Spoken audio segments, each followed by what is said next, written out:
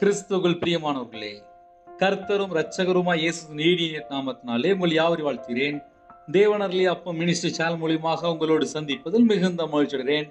தினம்தோறும் புதிய நாளுக்காக பரிசுத்த வேதாந்தத்திலிருந்து ஒரு வாக்குத்தத்தங்களை தேவனுடைய நாம மகிமைக்கென்று நாம் தியானித்து புதிய நாளுக்காக நாம் ஜெபிக்கிறோம்.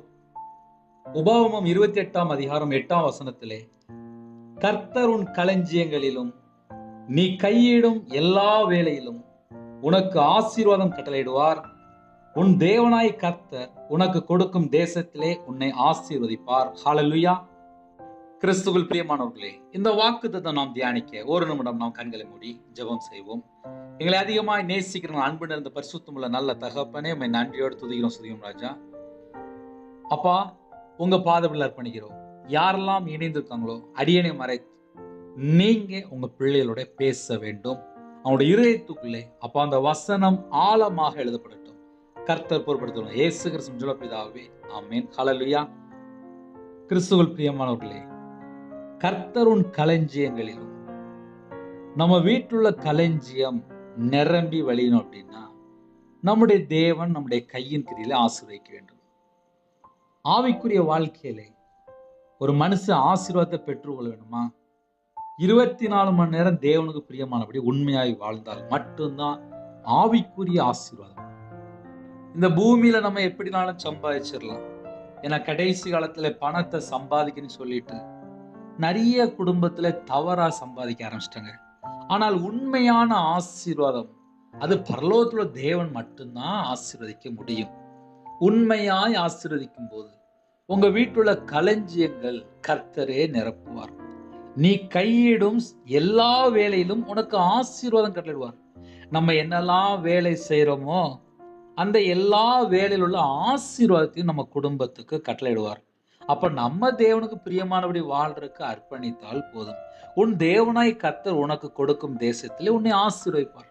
நம்ம எந்த தேசத்துக்குள்ள இருக்கிறோமோ அந்த தேசத்துக்குள்ளே நம்ம தேவனுக்கு பிரியமானபடி நம்ம உண்மையா வாழ்ந்து நம்ம கர்த்தருக்கு பயந்து ஆவியோடும் உண்மையோடும் தேவனை தொழுது கொண்டு விக்கிரகங்களுக்கு விலகி நம்மை நாம் பரிசுத்தமா பாதுகாத்துக் கொள்ளும் போது அவருடைய கட்டளைக்கு கீழ்ப்படிந்து அவருடைய கற்பனை கை கொண்டு நாம் தேவனுக்கு பிரியமானபடி வாழும்போது நம்ம குடும்பத்தை ஆசீர்வதிக்கிறார். உன் களஞ்சியங்களிலும் கர்த்தர் மட்டும்தான் உங்க களஞ்சியங்களை நிரப்ப முடியும். அவருடைய பாதத்தில் அர்ப்பணித்து புதிய நாளுக்காக நாம் ஜெபிக்கும் போது நம்ம குடும்பத்தை ஆசீர்வதிப்பார். கர்த்தர் உன் களஞ்சியங்களிலும் நீ கையிடும் எல்லா வேலையிலும் உனக்கு ஆசீர்வாதம் கட்டளையிடுவார். கர்த்தர் வாக்குத்தத்தம் தந்திருக்கிறார். உங்க குடும்பத்தை கர்த்தர் ஆசீர்வதிப்பார். நீங்க என்னெல்லாம் வேலை செய்றீங்களோ அந்த வேலையை கர்த்தர் ஆசீர்வதிப்பார். நம்ம தேவனுக்கு பிரியமானபடி வாழ்றதுக்கு அர்ப்பணித்தால் போதும். உன் தேவனை கர்த்தர் உனக்கு கொடுக்கும் தேசத்துல உன்னை ஆசீர்வதிப்பார். நீங்க எந்த தேசத்துல இருக்கீங்களோ அந்த தேசத்துல உயர்த்த தேவனாலே முடியும். ஹல்லேலூயா. புதிய நாளுக்கு ஜெபிப்போமா? கண்களை மூடி நாம் ஜெபம் செய்வோம். எங்களை அதிகமாய் நேசிக்கிற அன்பு நிறைந்த பரிசுத்தமுள்ள நல்ல தகப்பனே, உம்மை நன்றியோடு துதிக்கிறோம் ராஜா. புதிய நாளைக்கான செய்த கிருபைக்காக 1000 மடங்கு ஸ்தோத்திரம். யாரெல்லாம் இணைந்திருக்காங்களோ எங்க எல்லாருடைய ஆவி, ஆத்துமா, சரீரம், சிந்தனை, நினைவு எல்லாம் உங்களுடைய ஜீவனுக்கு அர்ப்பணிக்கும் ராஜா.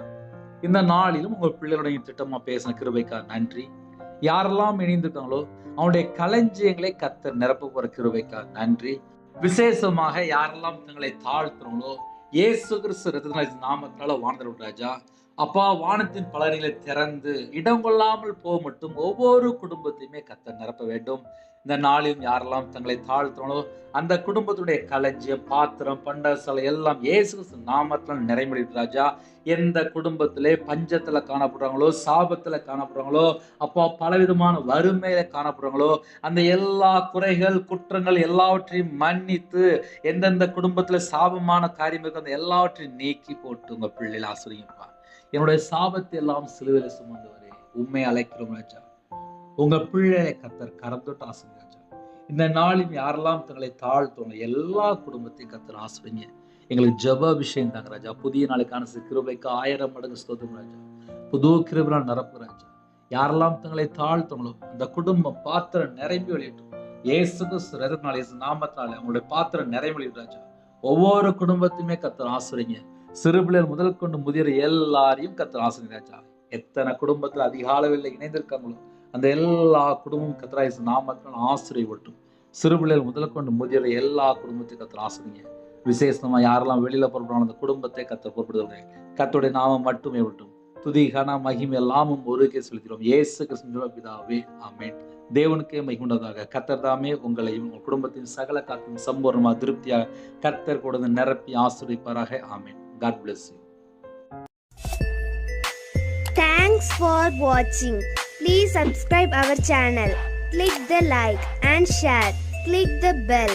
God bless you.